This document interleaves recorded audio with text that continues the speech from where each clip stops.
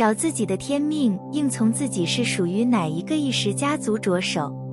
意识家族的概念，指的是一群人对于意识和现实的共同看法和体验，他们可能会有类似的信念、价值观、行为模式、兴趣等等。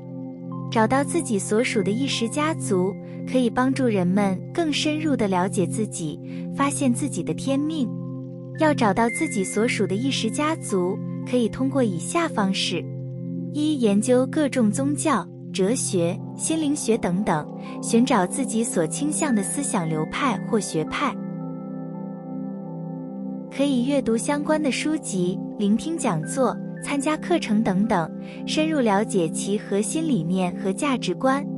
二、观察自己的行为模式、生活方式、兴趣爱好等等，找到其中与某一意识家族相符合的部分。例如，对于自然生态保护十分关注的人，可能会属于环保主义者这一意识家族。三、前往相关的社群、组织或活动参加，和其他志同道合的人互动交流，聆听他们的故事和想法，并且在这个过程中找到自己的归属感。总之，找到自己所属的意识家族是一个不断探索和发现的过程，需要通过不断的学习和体验来实现。培养静坐的习惯。静坐是一种非常有益的练习，可以帮助人们冷静下来，放松身心，集中注意力，并进入一个更深层次的自我意识状态。以下是一些培养静坐习惯的建议：一、选择一个安静舒适的地方进行静坐，最好是没有分心的外在干扰。二、定下一个固定的时间，每天都要在同一个时间进行静坐练习，这样可以培养一个习惯。三、选择一个舒适的姿势，可以是盘腿坐或坐在椅子上，手掌放在大腿上或放在膝盖上。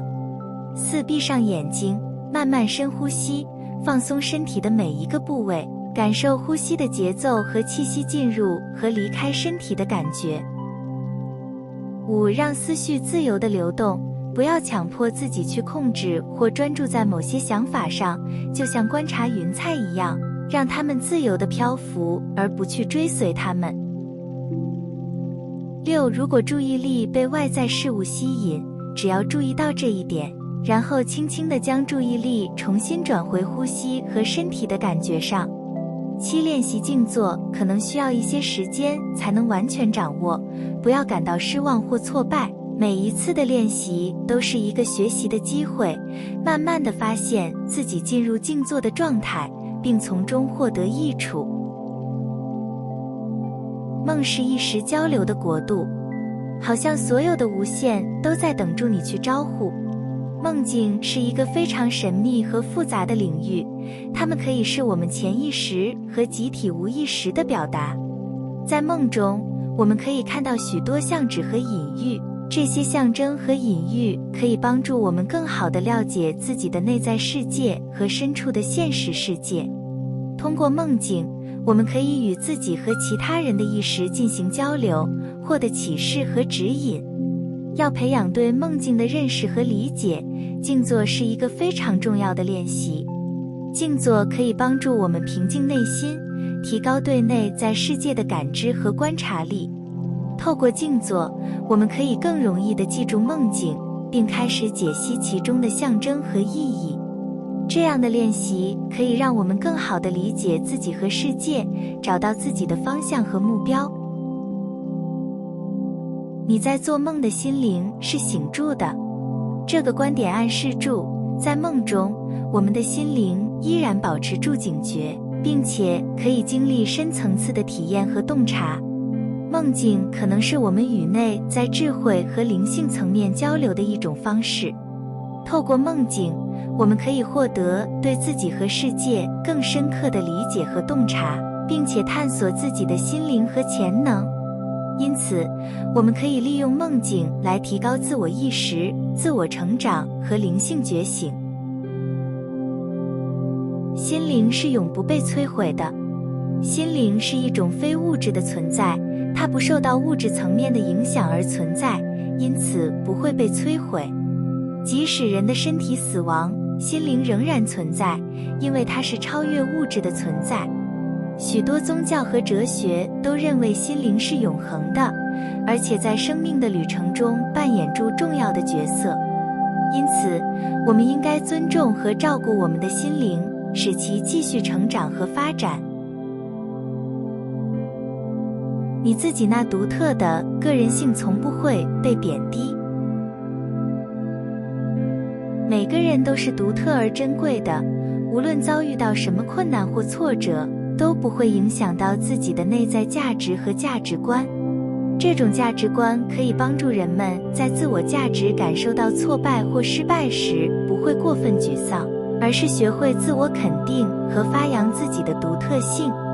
以上这些话语提醒我们，我们的个人性和价值在任何情况下都不会被贬低或消失。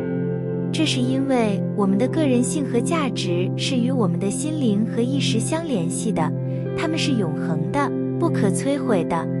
这样的观点可以让我们更加坚定地追寻自己的梦想，因为我们知道，我们的个人性和价值不会因外在的变化而改变，而是源源不断地发自内心，与我们的梦想和目标相互连结。